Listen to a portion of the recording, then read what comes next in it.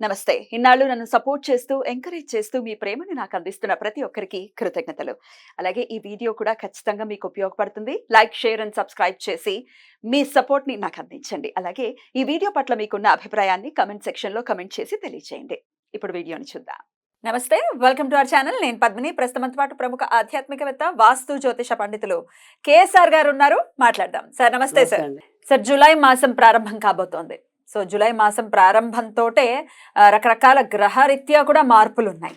శని వక్రగతి అనేది జరగబోతోంది. సుమారు 4.5 నెలల పాటు శని వక్రగతి ఉండబోతోంది. అలాగే బుధుడు కూడా మారబోతున్నారు. సో ఇట్లా మేజర్ గ్రహ మార్పు ఉంది కాబట్టి మరి జూలై మాసం ఎలా ఉండబోతోంది ద్వాదశ రాశుల వాళ్ళకి, ఎలాంటి జాగ్రత్తలు తీసుకోవాలి, వచ్చేటటువంటి మంచి ఫలితాలు ఏమిటి ఇత్యాది విషయాలన్నీ ఒక్కసారి మీ ప్రొడిక్షన్స్ ద్వారా తెలుసుకోవాలనుకుంటున్నానండి. చెప్తారా? తప్పకుండా. ఇక్కడ జూలైలోకి వచ్చేప్పటికి ఏంటంటే మనకి ముఖ్యంగా మనకి జూన్‌లోనే ఇంచుమించుగా జూలై దాకా ఆగక్కల్లా జూన్ 29కి వచ్చేప్పటికి జూన్ మ 29కే. హ్మ్.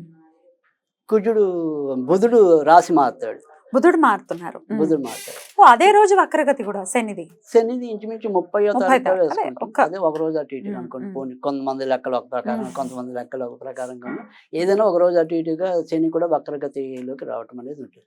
అయితే కొంతవరకు మనకి ఏంటంటే అది అదృష్టమైన దురదృష్టమైన ఏంటంటే శని వెనక రాశిలోకి వెళ్ళడు. చూపు మాత్రమేనా?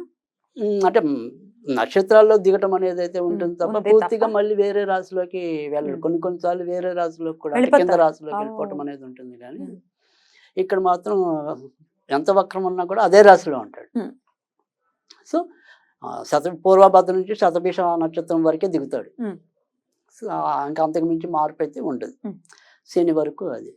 తర్వాత ఇదే జూలైలో ఇంచుమించుగా 2వ వారానికి వచ్చేప్పటికి ఆల్మోస్ట్ ఆల్ మనకి కుజుడు మరి దీంట్లో వృషభంలోకి వచ్చేయటం, తర్వాత ఇదే కర్కాటకంలోకి మళ్ళీ రవి శుక్రుల యొక్క ప్రవేశం ఇవన్నీ ఉంటాయి.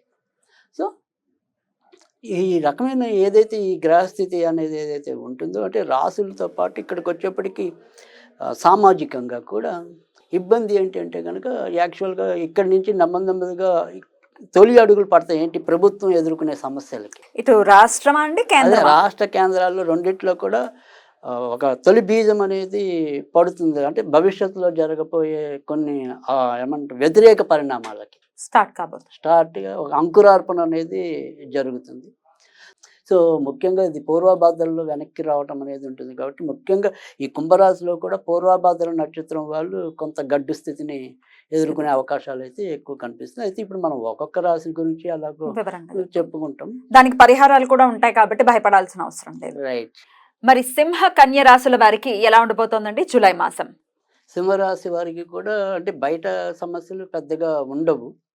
కానీ ఇంటి సమస్యలు అనేది అంటే ఇక్కడ ఇంటి సమస్యలు వచ్చేప్పటికి ఏంటంటే వీళ్ళకి వ్యక్తిగతంగా కొంతవరకు ఏదైతే శని వక్రంలో ఉంటాడో వీరికి అనారోగ్యం అనేది రావడానికి ఉంటుంది. ఎందుకంటే ఈ సింహ రాశి వారికి వచ్చేప్పటికి ఏంటంటే గురుడు అష్టమాధిపతి అవుతాడు. సో అష్టమాధిపతి నక్షత్రంలో ఇప్పటికే శని ఉండటం అనేది జరిగింది. పూర్వభద్ర నక్షత్రంలోనే ప్రస్తుతం అంటే గురుడు నక్షత్రంలోనే శని సంచరిస్తున్నాడు. సో గురుడు యొక్క ఫలితాలు శని ఇవ్వాలి. సో అందుకని ఇక్కడ వీళ్ళకి అనారోగ్య సమస్యలు ఎక్కువగా ఉండటం అనేది ఉంటుంది. సో వీళ్ళకి ఏంటంటే ఏదైతే అకాల నిద్ర, అకాల ఆహారం అంటే ఈ ఆహారంలో కానీ తర్వాత ఏదైతే ఈ నిద్రలో కానీ ఒక రకమైన సౌఖ్యం లోపిస్తుంది. అకాలం మనం ఏమంటాం తిప్పటా వేయమంటామే అలాగా వీటి వల్ల ఏమవుతుందంటే ఈ అజీర్తి రోగం అనేది ఇండైజెషన్ ప్రాబ్లం అది ఎక్కువ అవుతుంది. సో దానివల్ల ఎప్పుడు తరచూ వెన్ను లాగేస్తున్నట్టు రావచ్చు. అంటే ఇక్కడ వెన్నుకి వీళ్ళకి ఏంటంటే ఇక్కడ అది ఎసిడిటీ మీద వస్తున్న వెన్ను నొప్పి తప్ప యాక్చువల్గా వేరే కీళ్ళకి సంబంధించిన కాదు. బట్ కానీ ఎసిడిటీ వల్ల కూడా ఒకసారి వెన్నుకి సంబంధించిన బాధలు పెరుగుతాయి, వెన్ను గుంజటం ఇలాంటివి. సో అందుకని దానికోసం మీరు గుర్తించాల్సింది ఏంటంటే ఇది కీళ్ళకి సంబంధించిన సమస్య కాదు, జాయింట్ పెయిన్స్కి సంబంధించిన. ఖచ్చితంగా వాళ్ళకి ఎసిడిటీ కొంత ఫామ్ అవుతుందని మనం గుర్తించాలి. సో ఈ అజీర్తికి సంబంధించిన రోగాలు ఎక్కువ ఇవ్వటం అనేది ఉంటుంది. తర్వాత రెండోది గురుడు అంటే ఖచ్చితంగా కాలేయ వ్యవస్థ కాబట్టి ఏదైనా సరే ఇలాంటి వ్యసనాలు అనేది ఏదైనా ఉంటే కనుక వాళ్ళు కూడా కొంతవరకు జాగ్రత్తగా ఉండాలి. ఆ 2 విషయాల్లో కనుక జాగ్రత్తగా తీసుకుంటే కనుక ఇటు రాజస్థానంలో మరి గురుడు వీళ్ళు సంచరించడం అనేది ప్రస్తుతం జూలై మనకి మొదటి వారం వరకు కూడా లాభంలో మరి బుధుడు, శుక్రుడు వీళ్ళందరూ ఉండటం వల్ల అయితేనేమి ఈ మొదటి 15 రోజులు కూడా చాలా మంచి ఫలితాలు పొందటం అనేది అయితే ఉంటుంది. సో, ముఖ్యమైన కార్యక్రమాలు ఏవైతే ఉంటాయో అంటే ఒక ఇల్లు కొందాం, ఒక స్థలం కొందాం ఇలాంటి ప్రయత్నాలన్నీ కూడా సాధ్యమైనంత వరకు కూడా ఈ 15వ తారీఖు లోపే పూర్తి చేసుకోవటం అనేది మంచిది. సో, జూలై రెండో వారం దాటిన తర్వాత నుంచి ఖర్చుతో కూడిన శుభాలు అంటే ఖర్చుతో కూడిన శుభాలంటే ఒక పెళ్లి చేయాలి అంటే గనక సాధ్యమవుతుంది. తర్వాత వాహనాలు, పెద్ద వాహనాలు ఇలాంటివి ఏమైనా తీసుకోవాలంటే సాధ్యమవుతుంది. సో, ఖర్చుతో కూడిన మంచి జరగాలంటే అది రెండో వారంలో ఉంటది. సో, ఖర్చు లేకుండా చాలా సాఫీగా వీళ్ళు చేసే ఉద్యోగాల్లో గ్రోత్ ఇవన్నీ బాగుండాలంటే అది మనకు మొదటి భాగంలో ఉంటది.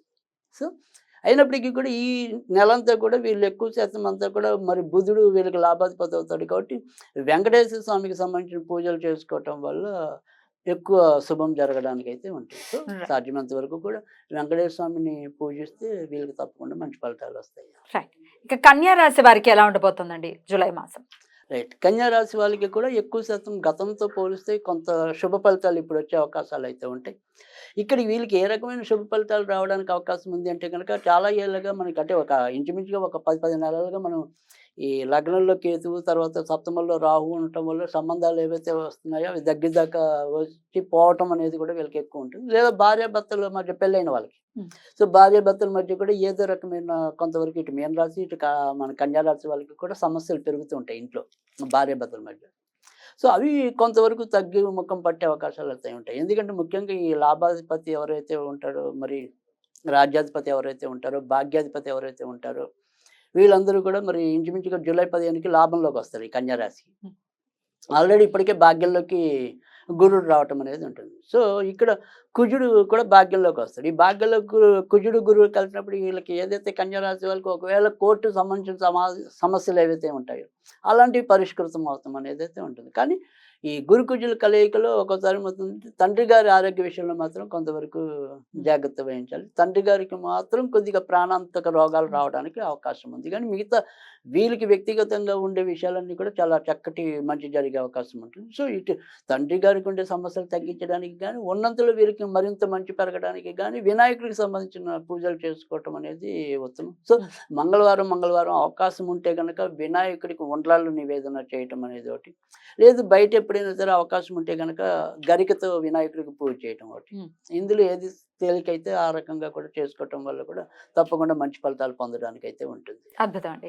మరి సింహ కన్య రాశుల వాళ్ళు మీరు చెప్పిన విధానాల్ని ఇచ్చినటువంటి ప్రిడిక్షన్స్ ని జాగ్రత్తగా అంటే గుర్తుపెట్టుకుని డెఫినెట్ గా ఈ రెమెడీస్ ని ఫాలో చేసుకుని ఎండ్ ఆఫ్ ది డే ఈ మాసం అంతా కూడా వీళ్ళకి పీస్ఫుల్ గా వెళ్ళాలని మనస్ఫూర్తిగా కోరుకుంటూ ఇక నెక్స్ట్ ఎపిసోడ్ లో తులా వృశ్చిక రాశుల గురించి మాట్లాడుకుందాం. నమస్కారం అండి.